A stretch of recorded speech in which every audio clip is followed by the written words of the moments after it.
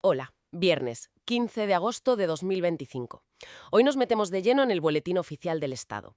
Tenemos un par de informes del Tribunal de Cuentas que la verdad pintan un cuadro muy interesante sobre cómo funcionan a veces, o no funcionan, ciertas iniciativas públicas importantes. Eso es. Por un lado, ese fondo gigante pospandemia para rescatar empresas. Y por otro, algo clave, cómo se están poniendo en marcha los canales de denuncia contra la corrupción. Exacto. Vamos a ver qué nos dicen estos documentos oficiales sobre si estas medidas han sido eficaces y, bueno, qué problemas han tenido. Y es interesante porque, aunque son temas diferentes, uno más económico, el otro de integridad, quizá veamos patrones similares en los retos, ¿no? En la ejecución. Pues sí, vamos a verlo. Empecemos, si te parece, por el FASE, el Fondo de Apoyo a la Solvencia de Empresas Estratégicas. A ver, 10.000 millones de euros suena a muchísimo dinero. ¿Qué cuenta la auditoría de cómo se gestionó entre 2020 y 2022? Pues mira, el Tribunal de Cuentas lo primero que dice es que era un mecanismo de último recurso para empresas estratégicas, no financieras, claro, que se vieron muy afectadas por la COVID. Pero la primera sorpresa, yo diría, está en cuánto se usó realmente. Ajá. Porque de esos 10.000 millones, solo se aprobaron ayudas por 3.256 millones. O sea, un 32,5%. Apenas un tercio del total. ¡Wow! Menos de un tercio. Y dices que hubo 74 solicitudes y solo se aprobaron 30. Uno pensaría que con la urgencia de la pandemia, pues el proceso iría más rápido, ¿no? Pero la auditoría sugiere que no fue así. No, no, para nada. El proceso era complejo y lento. Hubo cambios de criterios sobre la marcha, por ejemplo, sobre qué se consideraba capital social, para ver si una empresa estaba técnicamente en crisis. Lo de la prima de emisión, ¿sabes? Ese extra que se paga por las acciones, pues se incluyó tarde, después de una sentencia europea. Entiendo. Y además, para dar el visto bueno final, intervenían asesores externos, la SEPI, la Sociedad Estatal de Partificaciones, varios ministerios y a veces hasta la Comisión Europea. Claro, Todo eso, pues imagínate, generaba retrasos importantes. ya veo.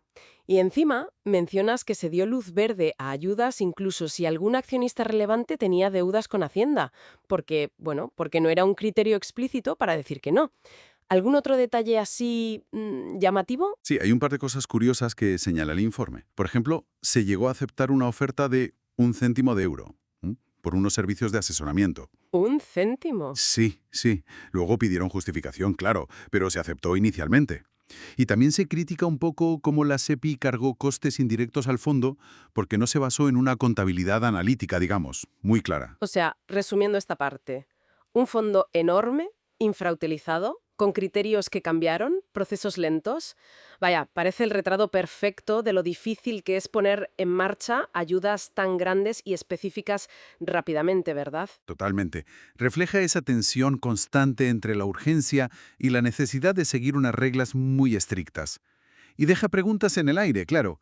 Preguntas como, ¿qué consideramos realmente una empresa estratégica? ¿Son estos mecanismos lo bastante ágiles? Y bueno, también muestra el riesgo que siempre existe al intentar rescatar empresas que a lo mejor ya venían con problemas financieros de antes. Claro.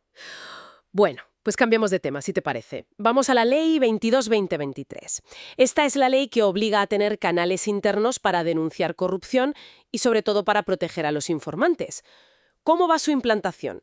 Específicamente en municipios grandes, de 100.000 a 200.000 habitantes, porque el plazo para tenerlo listo acabó en junio de 2023, hace ya más de un año. Uf, pues aquí el informe del Tribunal de Cuentas es bastante demoledor, la verdad. A cierre del primer trimestre de 2024, o sea, hace relativamente poco, el incumplimiento era generalizado. Generalizado, eso suena preocupante, tratándose de una ley de integridad tan importante. ¿Tan mal estamos? Pues los números son bastante claros. De los 35 municipios que analizaron, solo 14, o sea, un 40%, tenían el sistema completo, con su canal, su responsable y su procedimiento escrito. ¿Solo el 40%? Sí, y casi la mitad, 17 municipios, un 49%, no había implantado absolutamente nada de nada. Madre mía. Y ojo, que el informe sugiere que el coste no parece ser la barrera principal, ¿eh? Casi la mitad sin nada.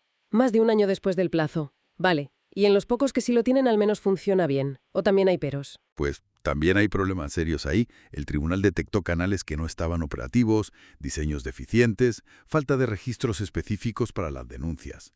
Luego, la figura del responsable del sistema, que es clave, pues a menudo se nombra tarde, o la persona designada no tiene el perfil adecuado, o no se le da la independencia necesaria.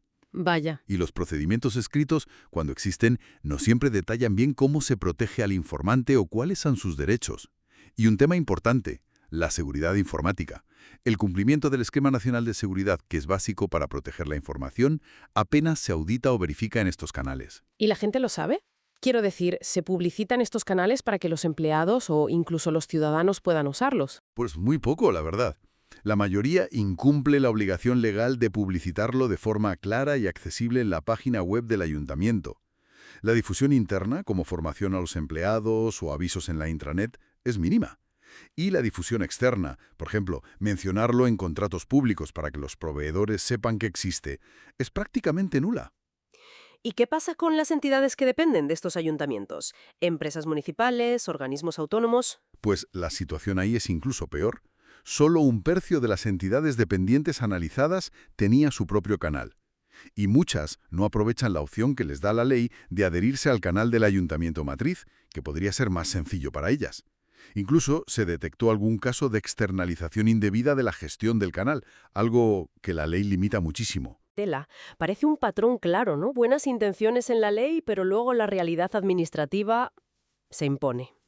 ¿Qué razones se dan para este retraso tan grande? Bueno, oficialmente se alega a veces falta de medios, de personal, de formación. Lo típico, ¿no? Sí, pero leyendo entre líneas el informe, pues uno puede interpretar también que quizá no ha sido una prioridad política o que hay una falta de comprensión real de lo que implica la norma.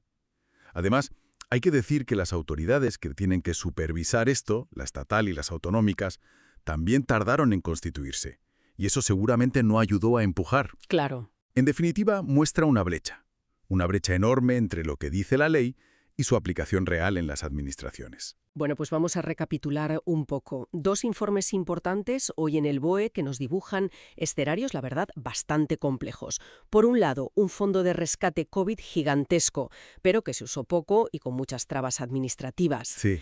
Y por otro, una ley anticorrupción fundamental para la integridad, pero cuya implantación va muy, muy retrasada. Efectivamente. Y vemos esos retos comunes que comentábamos al principio, la complejidad de la administración, las dificultades para llevar las cosas a la práctica, y esa distancia que a veces parece insalvable entre los objetivos de una ley y la capacidad o quizá la voluntad de aplicarla rápido y bien en todos los niveles. Entonces, la lección que nos llevamos hoy es que publicar algo en el BOE es solo el principio del camino, no el pistoletazo de salida. Sin duda alguna. Es solo el primer paso. Y la pregunta que quizás nos queda flotando, para darle una vuelta, es, más allá de que se publique la ley o el decreto, y más allá de las auditorías que vengan después, ¿qué falta realmente? ¿Qué se necesita de verdad para que estas herramientas, ya sean ayudas económicas o mecanismos para fomentar la integridad, funcionen como se espera, para que calen en la economía real y en la cultura de la administración? Pues sí, algo en lo que pensar. Ahí queda eso.